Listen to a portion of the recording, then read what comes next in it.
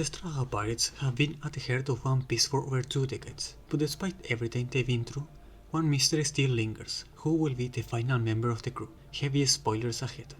In the first half of the series, the Straw Hats picked up a new crew member after nearly every major saga. After the time skip, only one addition: Jinbe. Yes, technically he joined after the Fishman Island arc, but narratively, his bond with the crew, specifically Luffy, began way back in Marineford. For years, fans have been speculated endlessly about who could be next.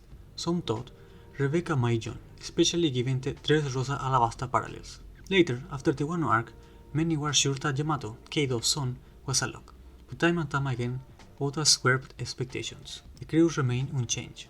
That is until now, because the final spot may have been saved all along, for someone inspired by the very roots of One Piece itself. Here is something not every fan knows. Oda once revealed in a Viz interview that his childhood inspiration for One Piece came from an old anime called Vicky the Little Viking. Let's go, here's our brave Viking crew, all so strong and so true. He said, "Ever since I was little, I liked pirates. As a child, I really liked an anime series called Vicky the Little Viking. It was about a kid who admired Vikings and dreamed of becoming one. As I did research on pirates for One Piece, I realized Vikings were a kind of pirate. So in a way, Vikings have been in One Piece DNA from the very beginning. And while the crew did meet Vikings like giants in Alabasta, Dory and Brogy, they were already captains of their own crew. For decades, no Viking ever joined the Straw Hats, possibly because, they are giants. Number 4's kitchen will be doomed. Now, with the Egghead arc winding down, we finally arrive at the legendary land of Elbaf, home of the giants. This place has been teased since the Alabasta arc, and the crew has always wanted to visit. It's not just another island, this is Viking country, and for one, it actually feels like the crew might gain someone from here. But Luffy's not just picking any giant off the street.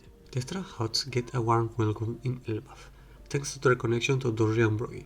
But in classic Luffy fashion, things go sideways really fast. Luffy, as usual, gets lost. While wandering, he stumbles across a giant Chinatown, branded as a traitor by his own people. This is Lucky, and the first thing he does, trash talk Shanks. So naturally, Luffy wants to free him, just to beat him up. Priorities. But just as the situation escalates, the world government shows up. In the chaos, Lucky opens up about his past. He once dreamed of being a pirate, inspired by one he met as a kid, but he was too young and never got his chance. Luffy understands completely.